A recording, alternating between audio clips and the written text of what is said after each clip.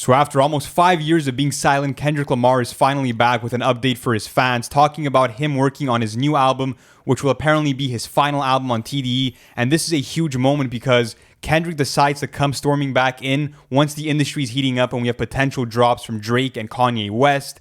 And today, guys, we're actually going to be taking you through everything that you can expect from this new Kendrick album, including the potential release date, the collaborators, and also what you can expect musically and lyrically from Kendrick, as well as potentially a new alter ego and persona. Absolutely. And guys, listen, if you do like Kendrick Lamar and you guys want to stay updated throughout this whole rollout, hit the subscribe button because NFR will be covering that type of information once it actually gets confirmed by Kendrick Lamar and his camp. But let's actually dive into this video because there is a lot of information to go through. And it actually starts with Kendrick's message that came on August 20th through a social media post, both posted on Twitter and Instagram. And if you actually follow the link to where Kendrick is guiding you, it kind of guides you to like this mysterious website where you see this folder called New Thoughts, and then you get the domain name on top, Oklama.com. And then after that, that's exactly how he signs off the letter that he proceeds to provide you with. And if you actually go through it, I'm going to read it real quick for anyone that hasn't seen it already. I spend most of my days with fleeting thoughts, writing, listening, and collecting old beach cruisers. The morning rides keep me on a hill of silence. I go months without a phone. Love, loss, and grief have disturbed my comfort zone, but the glimmers of God speak through my music and family. While the world around me evolves, I reflect on what matters the most, the life in which my words will land next. As I produce my final TDE album, I feel the joy to have been a part of such a cultural imprint after 17 years, the struggles, the success, and most importantly, the brotherhood. May the Most High continue to use Top Dog as a vessel for candid creators as I continue to pursue my life's calling. There's beauty in completion and always faith in the unknown. Thank you for keeping me in your thoughts. I've prayed for you all. See you soon enough.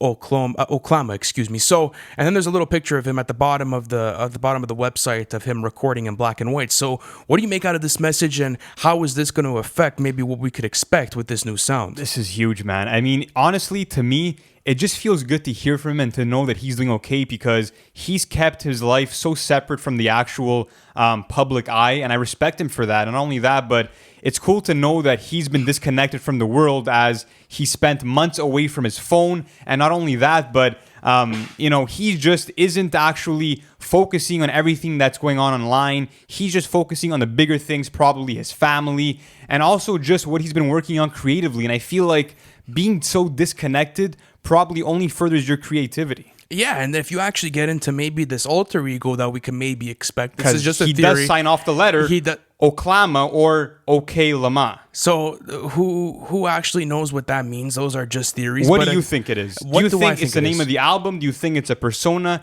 And if so, what do you think it really represents? Oh, fuck, that's such a good question. Listen, if he's signing it off, it's definitely a figure. I mean, if you want to take it at the literal sense, someone had to sign off that album. So it's probably a person or an entity. If I think that's going to make the album, I don't know. Because the thing is that I feel as if a lot of people are talking about the direction of this project because at the end of the day, that's all that people care about when it comes to Kendrick Lamar is the actual music itself. So there's been a lot of different rumblings, but we had this theory back then where we were like, okay, he's done so many different concepts before. So, he's kind of delivered, the West Coast Illmatic and GKMC. He's taken us through his political views and, the oppression through To Pimp a Butterfly. And then he brought us through his life and through his struggles and addictions and pain through Damn and more of like a philosophical approach throughout it. So it would only make sense for him to maybe dive into something that's more conceptual based with a character. So maybe that's where I think he could go. But what about you? He's kind of always done concept albums, but I think what might make this one stand apart is the fact that he might actually step into somebody else's shoes as he's done brilliantly so many other times on certain songs like Sing About Me, I'm Dying of Thirst, where, he talks through the lens and the eyes of Keisha's sister, talking about how, she felt after he made a song about her on Section 80, and also on How Much a Dollar Costs, where Kendrick actually speaks through the character that's a homeless man, but ends up actually being God. And that's something that Kendrick mentions in the message is how God speaks through his music. But to me, the fact that he signed off this letter, Oklama, and the fact that that's the name of the website, that tells me that we're going to be hearing more about this. And not only that, but the first thing that I thought of is Oklama and Lamar sounds very close to Lamar. And if you listen to the beginning of the song Duckworth off of Damn, you can hear his first words on that song being "Oh Lamar." And "Oh Lamar" sounds very similar to "Okay Lamar." You think I know? I'm not saying I know what that means. What I'm saying though is that I do think that this is probably the name of his alter ego that he'll be, probably pursuing for the entirety of the album. I think this album will totally be told from somebody else's perspective, and that fucking excites me because we haven't gotten that ever from Kendrick, and it's been so long since we've gotten that from anybody in the industry. I know. I don't think it's pronounced that way. I think it is Oklahoma, and I think that I don't know if it has some sort of connection to Damn. I think that's maybe a bit of a reach, but this whole sort of concept of him diving into maybe an alter ego and really playing around with it seems really fucking intriguing. But let's actually move on to how this album may sound, because there are some rumors and there has been some sort of word back in 2020 when a Billboard writer by the name of Bill Word came out and said Kendrick was working on a rock album. And what do you think that would sound like? Because we actually have some snippets that have rock influence and that have more of an industrial influence, like Vent with Baby Keem. So if that's the direction of the project, how would you feel about that? It's interesting because the whole rap rock album thing has been done before. If you take it back to Raising Hell by Run DMC, if you take it back to another 80s project such as License to Ill by Beastie Boys, it's been done before. But in the modern mainstream landscape of hip-hop, no one's really diving into that territory, but someone who could do it is Kendrick Lamar, because he's blended genres into his music before. I mean, look at how Section 80 focused on jazz rap, and then how Good Kid, Mad City focused on more West Coast and G-Funk sounds, and then how To Pimp a Butterfly focused on live instrumentation and jazz and neo-soul, and how Damn tackled trap beats and certain other sounds, including sample-based beats. It's only fitting that his next album takes this rock approach because it's so different than what he's done before. But to speak on how I think it could sound in terms of what we've already heard, with Vent, I mean, we kind of got this industrial, rock type beat, which sounded cool. But to me, I'm picturing something more that's similar to what we heard on something like The Black or the Berry, where Kendrick's coming with this very vicious tone, and we're getting these hard-hitting drums by someone like Boy Wonder, who absolutely killed that beat. So if we can get some hard-hitting drums, some very lively electric guitars, I think it would form the perfect soundscape for Kendrick's new album. What about you? Yeah, and that's the thing, is like, what type of content matter deserves to be on that type of production? Something grand, something that has a conception, something that, wants to put the user or the listener in a different soundscape, in an environment. And I think that's what Kendrick's going to do here. I feel as if right now, the one thing the fans want is like, okay, could he do it again? Could he really drop another classic and something that's going to be sticking with fans for the better part of maybe even fucking 20 years, regardless of, when it drops? But the thing for me now is like, as you said, he's tackled so many different sounds on so many different projects. Where does he go now with this? And I got to agree with you. This is the perfect way to sort of enter this new realm, because, Lil Wayne has tried to tackle these types of projects, and we've seen that, maybe it doesn't work too much. But someone like Kendrick Lamar, I feel as if could do this. Did you enjoy Vent? Oh, fuck, dude. Yeah. I absolutely loved it, because not only was the beat super dynamic, there was time changes. There was at times where, the tempo was slowed down and, the drums were taken out of the beat and then they started back up again. But for myself, it was the way Kendrick carried that production, because his flows and his cadences and his deliveries changed with the time focuses of the song. And that's what I love about it, is that it was not only focused on the production, but it was also focused on Kendrick. Because you go listen to Vent, it's extremely loud, it's extremely in your face, but then again, you get a vicious performance by Kendrick. So yes, if that's what he's bringing, I would be fucking ecstatic. I haven't stopped playing that song, and Baby Keem does his thing as well. So who knows? Yeah. But let's actually dive into what we could talk about for a release date now. Before we get into that, though, I just want to give one more little kind of theory that I have. What's your theory? All right. So if we blend in the idea of him tackling this rock album, and him, of course, being still spiritually connected to God, and of course, this addition of the persona or alter ego that will be Oklahoma, add all that in with the fact that we saw him at a music video shoot in 2020 where he's kind of talking on his payphone, wearing these rundown clothes. Where my mind goes, and of course, this is a theory, there's no real evidence behind this supporting it. It's just what I'm thinking right now is that Oklama could be a man who's had to lose everything in order to find God. I think that this is going to be, about someone who has had to take many losses in order to appreciate what really matters in life. And that's, spirituality and this connection to something that's bigger than you. And I feel like we might get dialogue between Oklama and God or some spiritual entity in the album. That would be such a cool concept. I hope so, that would be such a great fucking way to execute an album. And he's done it before. He's changed perspectives in the same song on multiple occasions. And you see often when he does that, they end up being some of his best material, because I think that's when Kendrick does his best.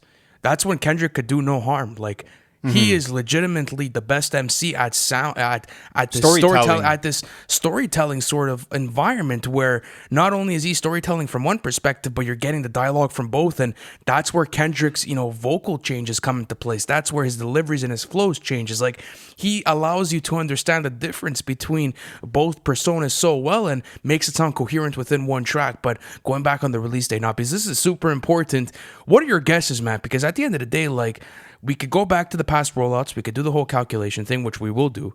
But at this point, I think it's a toss-up and it's just a coin flip. But go through it. What do you think is really going to happen? Yeah, so, to speak on the history of it, Damn, of course, came out on April 14, 2017. But it really kicked off only 3 weeks before that with the Hard Part 4, which came out on March 23rd. So there were only 22 days that passed between the announcement of the album through the Hard Part 4, that song, and of course the album release. So Kendrick, with that short span of release, and of course the fact that in today's modern era of hip hop, these rollouts usually don't last too long, I feel like he's coming soon. Yeah, I feel like he is either coming in a few weeks or coming in 2022. Yeah, it's one or the other for me personally. And he's done a fall release before. He's done Good Kid, Mad City in October, so that's also a possibility. But based on the fact that we got this update, do you feel like he should capitalize now, or that he should wait a bit longer? Like, how are you feeling on this? I don't know, because regardless, like, everyone's going to come in and listen to this album. Yeah. Like, that's what's cool about it is, regardless of how hot the season is right now and what's going on with other rollouts, Kendrick's coming into the mix and absolutely killing it, because everyone's attention has shifted towards this new Kendrick album. And it's interesting because, yes, okay, he could release the statement, release a single next week, and end up kicking off his album. It could be a possibility. But I think it's either that, or he takes time to complete the album and he goes into 2022, because I don't know. I don't see it as a good time for him to drop in the fall or whatever it is. Like, if he comes out and he breaks his silence now, that would be the best way to start off his rollout, in my opinion. Like, everyone's ears are listening, everyone's waiting for this. So I think at this point it is smart to capture that hype. But regardless, Kendrick Lamar is above all, a step above all of us right now when it comes to dropping music and when it comes to being an artist. So he knows better than us, and he will drop it when he sees fit. I think the only other factor to consider is the fact that he is performing at the Day in Vegas festival in Las Vegas on November 12th. And of course, when the lineup came out and the poster featured his name underneath his name and only his name, we got details about what he'd be performing, and it said that he'll be performing music from Section 80 to Damn, which makes us believe that there won't be an album or any new music coming out until after November 12th. So maybe they put that out there to surprise us and get this album early, or maybe it is true that he won't be, in fact, releasing any music until after November. So maybe he comes in fourth quarter and steals the show in December, or he pushes into 2022. Either way, we'll have to see. But the thing that I want to end off with is a fun conversation, and that's who you want to see in terms of potential collaborators. So off the top, give me 3 producers and 3 artists you want to see on this thing. Okay, 3 producers. Give me Boy Wonder. I think that's an automatic lock. Okay. Sample and everything done and back by Coleman. I think I got to shout out Fire. Coleman there. Absolutely. Them working together is absolutely beautiful. You saw it on 95 South, so I want to see something there. As far as someone else, I think a lock for me is DJ Dahi, and I think Ooh, The Alchemist again. After Fear? Yeah, Oh, I think man. The Alchemist again has to be a lock for me, especially the way that he's able to take these rock influence samples and flip them for guys like Freddie Gibbs. I think Kendrick Lamar would absolutely eat on that. But as far as features go, this is very interesting. I'd love to see Isaiah Rashad. He just dropped a pretty conceptual project, so I think that he would do great on this. Of course, J Rock is always a lock for me. After Money Trees, it's one of the best guest verses of all time in my opinion. So J Rock has to be in that mix, and maybe if something, and obviously like I'm separating this from Baby Keem because I anticipate that Baby Keem will probably be on this track list. I want someone more melodic, so I would actually say someone like Smino. I think that would be interesting. I think Cool. someone like Smino would be really nice just because of the way that he's able to diversify his vocals, the way that he's able to add this extra energy into the track list, especially if it's rock influence and you maybe need some tempo shifts within the track list. Someone like Smino could be great, but another maybe, I guess you could call him producer or collaborator, is Thundercat.